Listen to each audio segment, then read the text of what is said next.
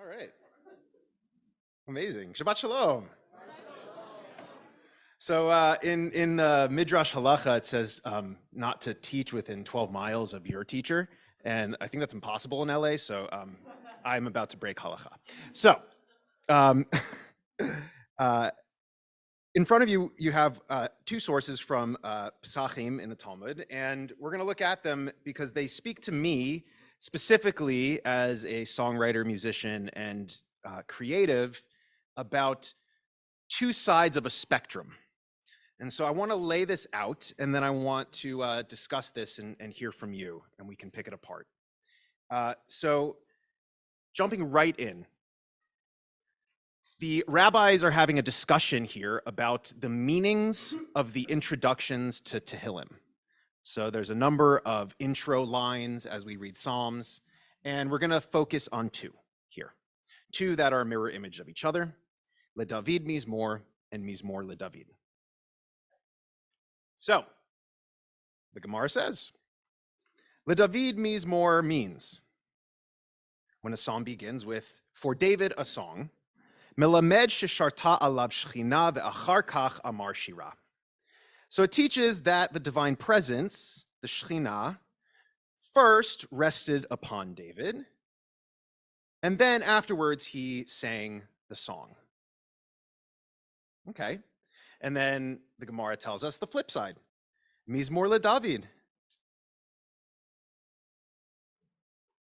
Mizmor LeDavid, a song for David. Instead of for David a song for David. In English, they kind of sound exactly the same.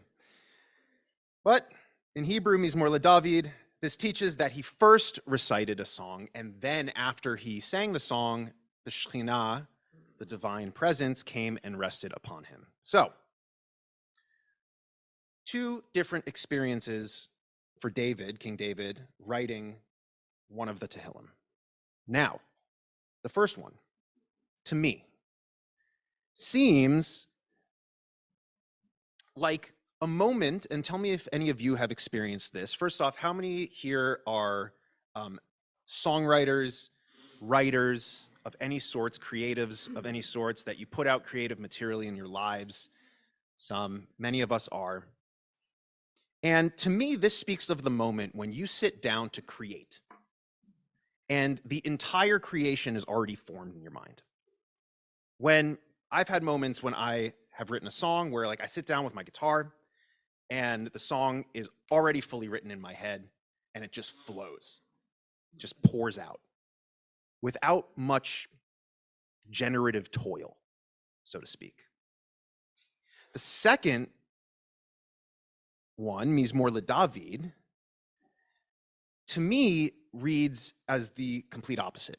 It reads as the song that took me 6 months to write, that I write a line and I scratch it out. And then 3 weeks later, I write another line and I go, that's just also not good. And we're going to not use that. And after those 6 months of toil, I end up having a beautiful product, which then invites the Shekhinah to rest upon me.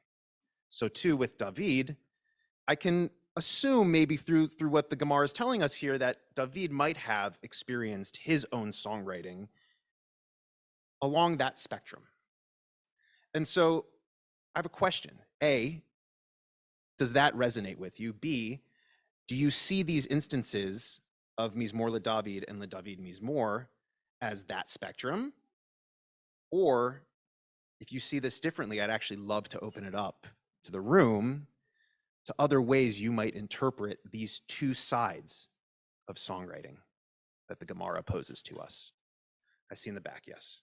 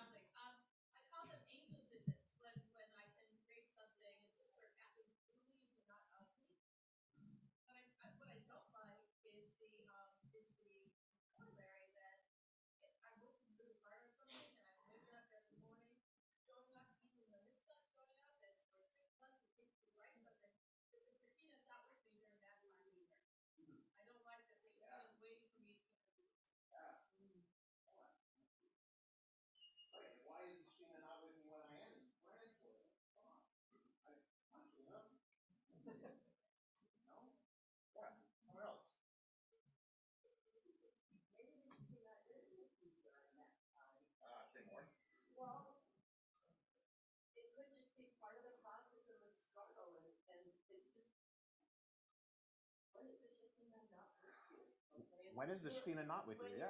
When you're not tuned in to that part of yourself, I'm not sure that that necessarily matches with the struggle in the creative process. Yeah, please. I'm sure this isn't grammatically right, but I'm struck by Shira and Shota. Aha, nice. Play on words there. Someone will tell me what the real grammar is. If the Shekhinah is singing, what's the impetus for the creativity? Maybe Shekhinah is being creative too, in response to a creative act, and vice versa. There's a sympathetic resonance. Yes. Yes, what Rabbi Allen's pointing out, by the way, is first off, the rabbis in the Gemara love wordplay. They love it when shorashim, when roots connect, and when you can play off of them. And we'll also see in the next source that I brought. If you look 1, 2, 3, 4 lines in on the second source, it's a different form of the same word of to rest upon, shorah, which sounds very similar to shira. And so here there might be that connection. The rabbis may have seen that. Yeah, Eliana, please. Thank you for this beautiful teaching. I'm thinking about it also in terms of spiritual practice, right? Sometimes the Shekhinah is upon me, or I'm feeling spirited. Really, my main spiritual practice is dance. So one might say, I feel the spirit, so I dance. But then sometimes I dance so that I will feel the spirit, right? So sometimes you're feeling the spirit, so you sing, and sometimes you don't feel the spirit, so you sing for it to come upon you. And I think that there's room for both of those. I love that. You know, it actually brings me back to I'm sorry, what's your name in the back that you were speaking about? Hi, Melanie. Yeah. When you mentioned that, you know, like, why isn't the Shekhinah with me all the time? Like, that's frustrating, right? Maybe this is not actually moments when the Shekhinah is not with you and the Shekhinah is with you, but rather moments when you're attuned to it. Yeah. Beautiful.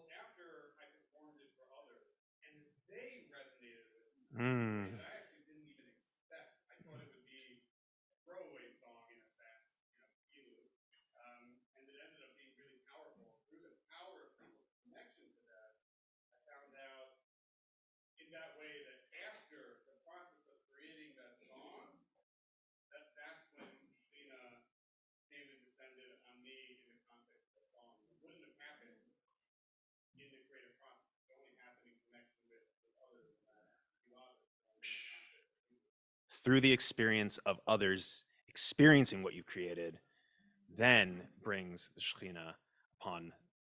Wow, that's beautiful. It's a beautiful read. I'd love us to move to the next source. Stevie, before we can go on, yeah, and then. I look at this a little bit differently to say that what I think this is getting at is that some things are prophecy, right? They're important already because they come from God. And some things are not prophecy, but God is still listening to them and God is moved by them, right? That like we have to be attentive to these things because like, right. It's a relationship. Right, but like what we're sort of celebrating here is the idea that that everything has like potentially valuable and God is listening to that. So let's look at the next source, because this one bothers me a little bit. I don't know if I necessarily agree with it, and you know, I'm curious if you do. So this is actually the very next line in the Gemara, and it goes a little bit more deeply into, well, the question they're asking is, well, what do you have to be feeling, or in what state of being do you have to be for the Shekhinah to rest upon you? So it says, "Lelamercha she'ein hashchina shora, lo mitoch atzlut, velo mitoch atzvut, velo mitoch schok, velo mitoch kalut rosh, velo mitoch dvarim b'telim, ella mitoch davar simcha shel mitzvah." So this comes to teach that the Shekhinah won't rest upon you in a state of laziness, atzlut, in a state of sadness, atzvut, nor in a state of schok, an atmosphere of laughter or frivolity. Velo mitoch kalut rosh. Oh, that here it says frivolity. Kalut rosh could be like, I don't know, airheadedness maybe is more how I think about it. Velo mitoch dvarim b'telim, and not from an atmosphere of idle chatter or things that are base, but rather mitoch davar simcha shel mitzvah, within, here it says, an atmosphere imbued with the joy of a mitzvah. In the moment when the simcha of doing a simple mitzvah somehow is the moment that the Shekhinah is resting upon you. And I don't know how I feel about that coming right after this next piece, because I imagine, David HaMelech writing Tehillim from places of sadness, and probably from places of frivolity, if we know the history of King David. And so there's a dissonance I find here in the Gemara. I don't know. Does anyone here see something similar? Yeah, Tori. First of all, Shekhinah is one of the representations Mm, of time, right? And okay. so I think that means in the mountains and the peaks and the valleys of the human experience, Shekhinah is not always with us because we're not always in the presence of that essence of the divine. Mm, We're not always in that state of that divine. And I was actually thinking about in my own songwriting, where if I write a song from a place of being healed, or if the songwriting is the healing. So can you say that again? if I write a song from a place of being healed, something happens, and I have the clarity and the feeling to write the song. Mm-hmm. That feels like Shekhinah's with me. But there's another song that took me a year to write because I had to see how things happen, what happened, and the process of pain. And it wasn't until the end of that process where there was clarity and resolution and healing that the song was finally finished. And that's where perhaps Shekhinah came in. And so, yeah, David's writing these songs from places of pain, from places of angst, from places of whatever, all of the emotions. And perhaps in those moments, Yeah. writing it from that moment is not when Shekhinah's there. Mm. The writing itself is the healing to get Shekhinah to the present. But then in the songs of joy, perhaps that's already from a moment of being healed, from being amazed, from being just totally taken. And so Shekhinah's there with Mm. That's beautiful. Yeah, thank you, Tori. Yeah. Thinking about the difference between hope and kadosh, lightheadedness, Sure. quality on the one side, and simcha. Yeah. Not just any simcha, but simcha shel mitzvah, Yeah. which is very important. So I'm thinking about a quote that I read many years ago, parenting book, called All Joy and No Fun. It's nothing serious to being a parent. It is not fun. But there's something deeper than fun. Yeah. Which is joy, which is important and fulfilling on some level. And what I want simcha shel mitzvah to mean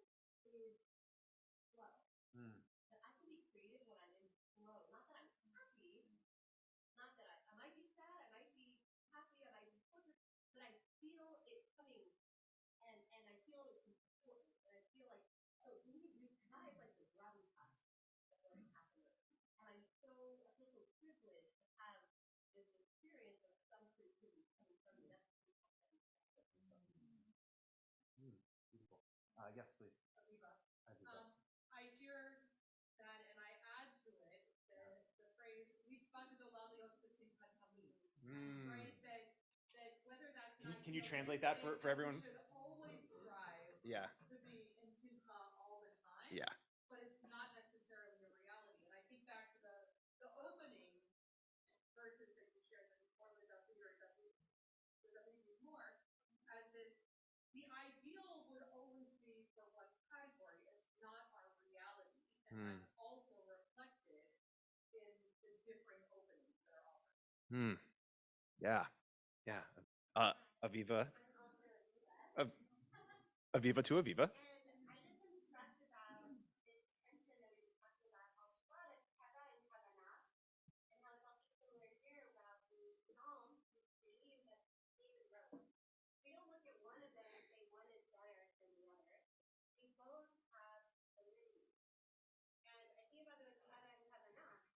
You know, when I go to pray, I have the words of the Ziegler, maybe I added my own supplication and prayers. If I give a birthday card, I'm probably going to buy it from my Hallmark and it's a secret message. It gets me started to write what that sounds, and then I add a personal message kind of give you a clue. And I truly need to both the dance of Keva and Kavanah to actually be in this idea of joy. So when I think about my daily routines that we keep there in the day, I actually get joy in them. You know, how when I wake up in the morning and I make a cup of coffee and then I have the great cat read, it might seem so simple, but there's joy in it that I know that that's how my morning feels like every day. I'm looking out the window. And it's by doing this daily routine, my daily ritual, that I actually get to maybe step into those moments of Kavanah. So I think that there's something to do about the interplay, is that how they sustain each other. And that maybe the inspiration of Kavanah doesn't come first, it actually comes after the Keva. Take one more and then we can wrap up and you can get set. Yeah. This is only half of one because I'm agreeing with the end. Is there? And maybe taking it a step further. Please. Need more of a David. Maybe the inspiration wasn't there, the shikha wasn't there, but a psalm was still written so that it got done. Even if you haven't been struck by inspiration, hard work will also get the other side of the being around So after all of this discussion, we get the Shene Emar. We get a verse that the Gemara gives. And in the English, we have a little background. Thank you, Safaria. As it is stated with regard to Elisha, after he became angry at the king of Israel, his prophetic spirit left him until he requested, and here's the verse. I'm going to read it in English, and then I'm going to read you the Hebrew because the Hebrew sounds fun. But now bring me a minstrel. And it came to pass when the minstrel played that the hand of Hashem came upon him. Okay. In Hebrew, we have our wordplay again. Ve'atak chuli menagen, ve'haya kenagena menagen, v'tehi alav yad Hashem. Beautiful. And I think it goes back to something that was mentioned earlier, that when someone else plays that song, that can invite the Shekhinah to rest. Here we have Yad Hashem, but the rabbis again are connecting Yad Hashem to Shekhinah Shura, Shekhinah resting.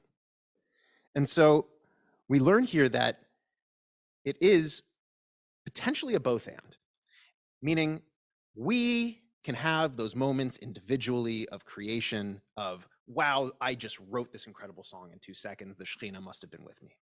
We can have these moments of potentially spending 6 months writing a song, and then finally we perform it and we feel ourselves individually, wow, the Shekhinah has come upon me in this moment. But here, this is actually saying something that was mentioned before. I forget who was saying about their writing a song. Who was that? In the back, yes. So I think you nailed it. And I think that the Gemara agrees with you here. That Elisha understood he needed music. He needed someone to play some music with him and around him and to sing, because music, as we've experienced together this weekend, this Shabbat, I think that Shekhinah's been with us this weekend. And I know that the harmonies and the singing that we've been for those that were here last night for the little vort that I gave on getting into harmony together as humans, I think that we've really done that. And I think that the Gemara here is noticing that the shared music is the music that really brings Shekhinah upon us. Shabbat Shalom.